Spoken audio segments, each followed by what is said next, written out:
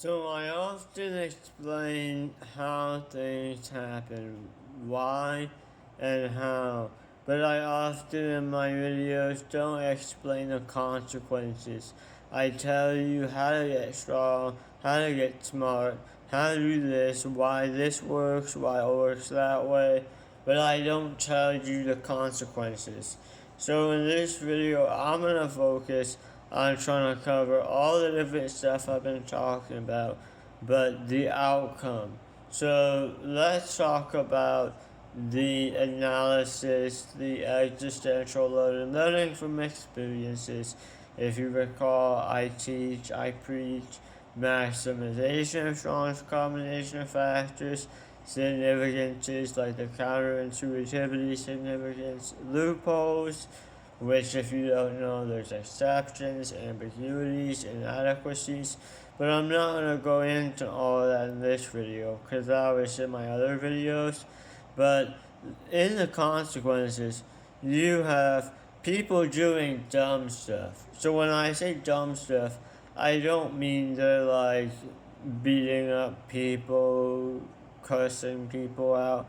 I mean at the micro level. So I mean you might take a college class about, I don't know, some random thing, and it's just elective, but you don't really learn anything, and you might still get like a B or a low A, and you're like, why did I take this class? So often, a lot of these pseudo intellectuals, and especially in academia, they don't have the knowledge. Intelligence is not really about memory and analysis and cognitive skill. It's more about your emotions, not having bias, correcting yourself, being able to explain things well, to communicate. Communication is a metric of intelligence. If you cannot speak properly and you're fluent at the language, even if you're an immigrant, once you become fluent and you tell everyone you're fluent, but if the way you talk is like not making sense and you're always getting things wrong, you're not thinking through things, and you're trying, you're not just being lazy. I get that a lot of people believe, oh, memory so good, critical thinking. Critical thinking, quote unquote, is basically when you have more detail, you think deeper, you think harder, you think longer, and you're fast and you're on point. That's critical thinking. Critical thinking is not some magic skill that you're either born with or you don't have. You can develop it. And critical thinking is not any different than any other type of thing. Now, another consequence is with the fitness. So you have all these people focusing on their physique, and they take steroids, they don't eat healthy. The average health nut, like super healthy person, still eats a lot of stuff that's bad for them. The only stuff you should be eating if you want to be like completely clean, perfectly good diet, nutrition, is supplements, water, healthy fats, and you want to get high quality protein and a little bit of carbs, but not bad like refined carbs and sugars, because you do need carbs. The reason is because when you do strength training and high intensity exercise, anaerobics, it doesn't use oxygen like aerobics. Anaerobics burns glycogen stored in your muscles and builds up lactic acid that causes soreness.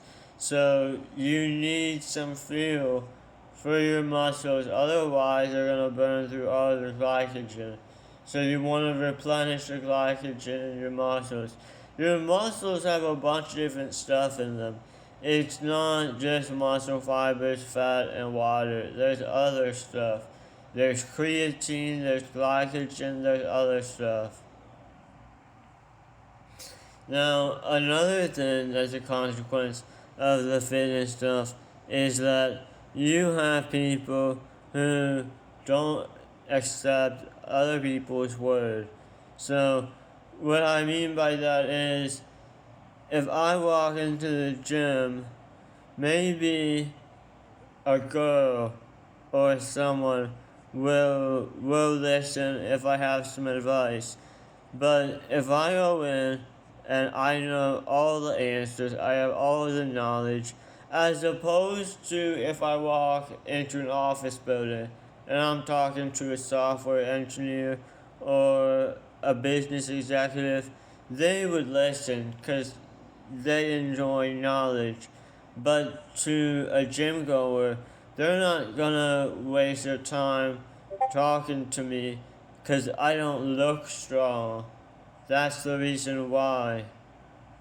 Knowledge, you could be ugly, you could be fat. People will trust. If you can back it up with your words, they'll listen. But no matter how much I try to make sense of whatever fitness knowledge I have, um, it's not gonna go well. And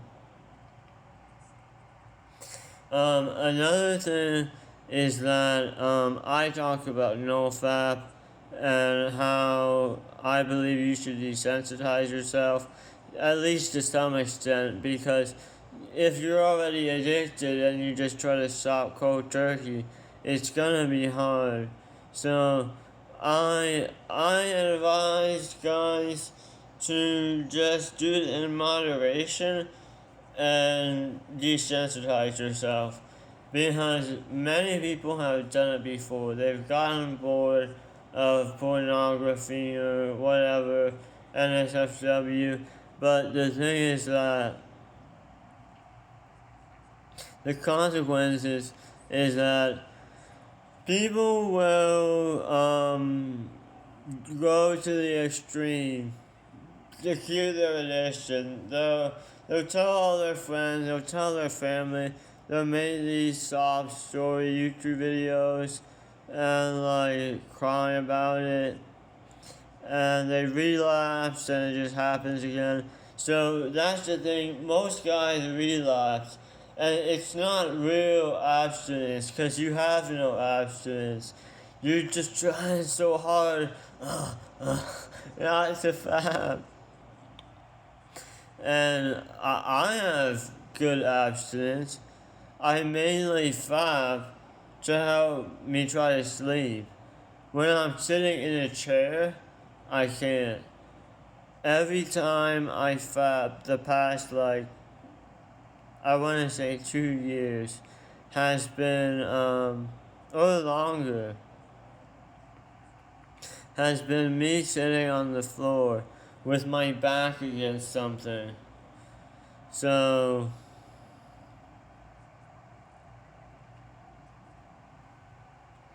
unfortunately, porn is very addictive. So, and for a lot of people, the addiction itself isn't what's self-sustaining it. It's the act of needing to touch yourself. And a lot of guys dream about watching porn, but don't do it because they're afraid they'll get viruses. But once they overcome that, it's as if they already were addicted. Like they would be jerking off if they knew how to avoid the viruses. So that's one of the things, and I'm running out of time here, but that's one of the things That's a consequence. I'll talk more about this another time.